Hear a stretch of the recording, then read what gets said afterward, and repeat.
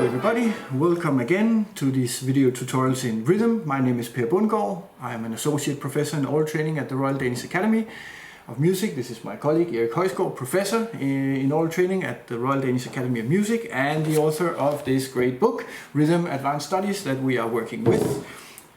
As always, if this is your first encounter with the tutorials, we recommend that you just watch the introduction video before diving into the various chapters here. But Erik, today's topic, chapter 17. Metric modulation. Metric modulation, what is that? You might say that it's a sort of description of changing from one section to another section in beat units, changing beat units, or you can change the tempo. Okay, yeah. And we will not be working today with the first exercise in this chapter, but one of the little more advanced exercises. You might say that the most simple may be the doppio movimento, where we go from one tempo to another in the ratio 2 to 1. Yeah. But here we have a little more advanced. And, yes. And what is the rhythm we will be working with? This is 1, 2, 3. Exercise 1, 2, 3. Yes.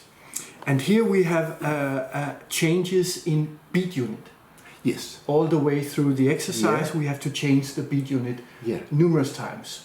Exactly. Yeah. And still we have different tempi. We have 3 tempi in total.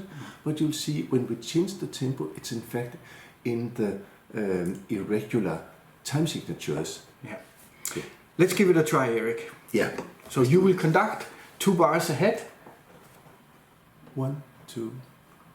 Da da di da da ba da di ba da da da ga da ga di da di da da da ba di ga di ga da ba di da da di ba ba ga da ga dim ba ba yam ba bam ba da ga di da da di ba ba da di ga di da di da da gata gata yaka da di da kapili da di ba bi ba ba dam pili dam ba.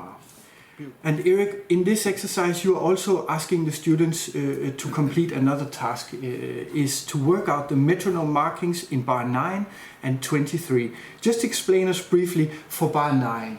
How should they do this? The easiest way is to have the quarter note in the 5/8 bar 5, equals 108. Yeah. An 8 note will be twice as fast. That 216 and 16. And if for this we need 3 of these to find the dotted quarter note, which will be 216 divided by 3, 72. Exactly. Yeah. So now we have 72 as the dotted quarter note in these bars. Yeah. In bar 9, we'll see that this dotted quarter note equals the dotted half note, and now we have the result. Yes, so that's the right answer for bar 9 is 72. And then we will leave it to you and work out the same calculation later on in bar 23 in the exercise. It's almost equal. It's almost the same we have to do. All right, that's good, Erik. This was an example of change in beat unit. Before we do another exercise, I know that this exercise, as many of the exercises in the book, are inspired by real music. Yeah. And I know there's a favorite piece of yours that inspired this particular rhythm here. This is Igor Stravinsky, his Symphonies of Wind Instruments. One of my favorites.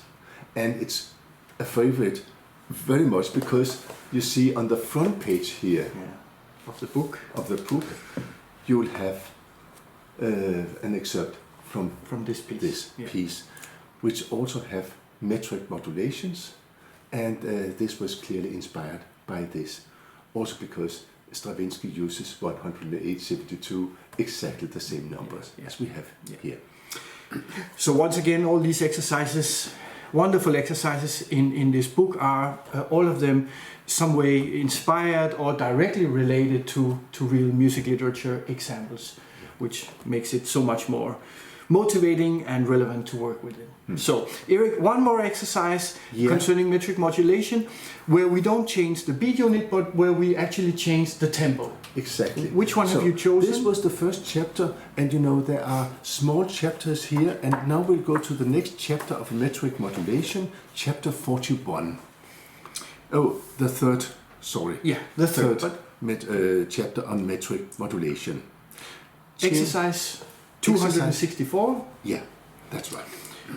And you'll see that we have the initial tempo 80, then we'll have a più mosso, which means faster, and then we'll go back to the tempo primo.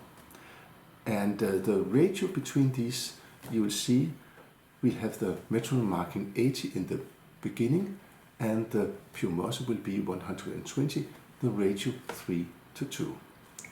Exactly.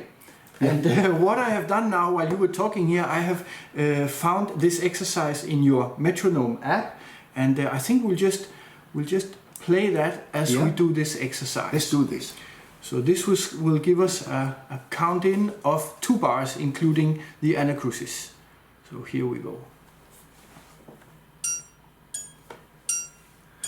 Da da da da da bam ba da da da di da da ga ga da ga ga da ga ba da di da ba ba ba ba da ba ba ba da ba da ba ba di da di da di da da di da da da da da. Yes. All right. Yeah. So this was another example of metric modulation where we actually change not the beat unit but the tempo, as you said. Exactly. But you see, it's also important to say that it's not either beat unit or tempo. It's a mixture, always a mixture. In this exercise, you can, for example, use a triplet half note equals the new half note, so you can express it with beat units also. Yes, you can. Yeah. All right, thank you very much, Erik, for again wonderful chapters here in metric modulation. As always, you can click in the links below and purchase this book here in Danish, English, Italian, and the ebooks available in Danish and English. So thank you so much for watching, and until the next one. Bye. Bye bye.